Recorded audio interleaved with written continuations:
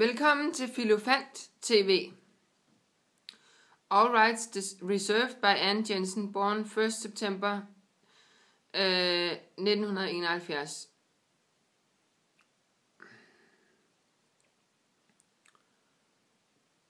Dette er Filofant TV. Første lektion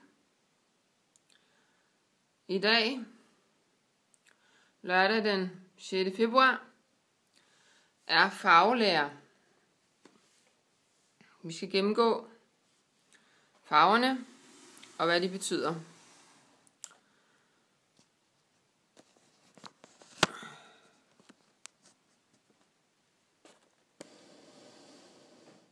Og jeg trækker fra.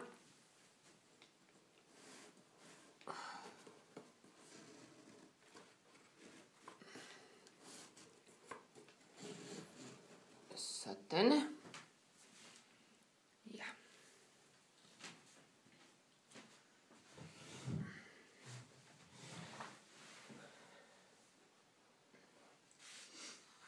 Her har vi nogle farver. Vi starter med første farve. Farven lilla. Farven lilla er elendighed. Man skal ikke gå i lilla tøj. Den næste farve, det er gul. Gul er løgnens farve. Man skal ikke bo i et gult hus. Den næste farve er rød. Rød er krigens farve. Det er derfor, at læbestifter er røde. Så er der blå. Blå er troværdighed. Derfor skal man altid iklæde sig blå til en jobsamtale. Så er der sort. Sort. Nogen siger, at det vist ikke er en farve. Men det er i hvert fald tegn på død. Så man tager aldrig sort på til en begravelse.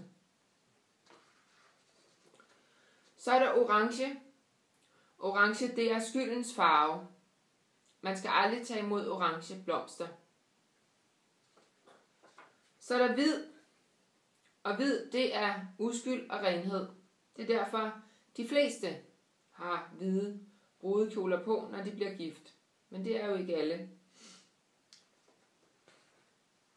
Så er der turkis, og som I ser, så er den faktisk ikke helt turkis.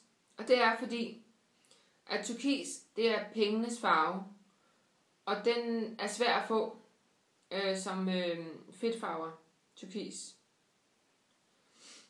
Så har vi grå, og grå, det er ligegyldighedens farve. Det er derfor mange mænd kører i grå biler, lysegrå, mørkegrå, men det er ligegyldighedens farve. Og så er der brun. Brun, det er ren lort.